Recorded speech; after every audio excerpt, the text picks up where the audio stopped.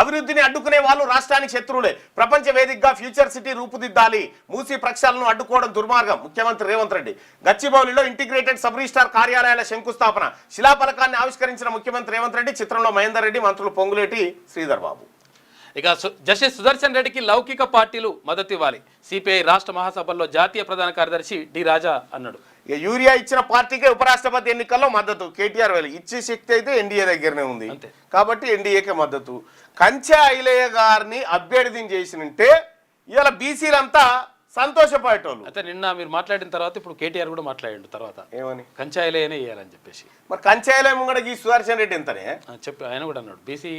నువ్వు ఇక్కడ బీసీ జపం చేసుకుంటా ఏది ఎన్నికలు లేనప్పుడు బీసీ జపం, ఎన్నికలు అవుతుంటే మటుకు ఎన్నికలు అయ్యే టైంకి మాత్రం కరెక్ట్గా ఓసీ జపం. మళ్ళా ఇదేం కథ? కాంగ్రెస్ పార్టీ ద్వంద్వ నీతి ఇది.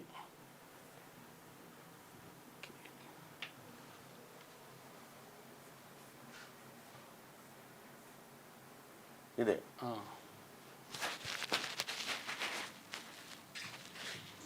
మళ్ళీ చెప్తా ఉన్నా, ఆయన రేవంత్ రెడ్డి గారు పెట్టిన అభ్యర్థి అయితే ఖచ్చితంగా మేము వ్యతిరేకిస్తాం. ఎందుకంటే కాంగ్రెస్ అనే ఒక చిల్లర పార్టీ, కాంగ్రెస్ అనే ఒక థర్డ్ క్లాస్ పార్టీ ఇవాళ రాష్ట్రంలో ప్రజలని ఎంత అరిగోసపుచ్చుకుంటున్నదో రాష్ట్ర ప్రజలందరికీ తెలుసు. మరి అట్లాంటి థర్డ్ క్లాస్ ముఖ్యమంత్రి, థర్డ్ క్లాస్ పార్టీ పెట్టిన అభ్యర్థిని మేము సమర్థిస్తారని మీరు ఎట్లా అనుకుంటారు? నాకు అర్థం కాదు. ఇంకోటి, ఇవాళ జరుగుతున్నది ఏంటంటే ఒక డ్రామా. ఉపరాష్ట్రపతి ఎన్నికల విషయంలో డ్రామా. నిన్న మొన్నటిదాకా ఏమన్నారు ఇదే రేవంత్ రెడ్డి గారు? బీసీల విషయంలో మా పార్టీ చాలా చిత్తశుద్ధిగా ఉన్నది, బలహీన వర్గాల విషయంలో మేము ఢిల్లీ దాకా కొట్లాడతాం, అవసరమైతే అంతరిక్షం దాకా పోయి కొట్లాడతాం అన్నాడు. మరి ఒక బీసీ అభ్యర్థిని ఎందుకు పెట్టలే? అంత ప్రేమ ఉంటే తెలంగాణ నుంచి ఒక బీసీ అభ్యర్థి దొరకలేదు, పంచయ్య గారిని పెట్టేది. తెలంగాణ నుంచి ఒక బీసీ అభ్యర్థిని పెట్టి ఇగో ఇది మా చిత్తశుద్ధి.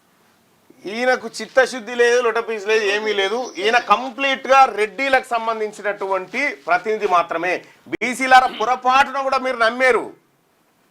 రెండు మూతుల పాము రెండు దిక్కుల ఇసం ఉన్నట్టుంటది ఈ కథ. అందుకోసమే ముఖ్యమంత్రి రేవంత్ రెడ్డి గారు ఇక్కడ బీసీ జపమంతా దొంగ నాటకమే. ఒకవేళ కంచాయలేను ప్రకటించారు అనుకో, ఈయన ప్రెస్ మీట్ పెట్టి చెప్పేటోడా? కంచాయలేను గెలిపించుకుందాం తెలుగు అభ్యర్థి అని చెప్పేటోడా? చెప్పకపోతుండే. అందుకోసమే వీళ్ళు ఎప్పటికీ వాళ్ళే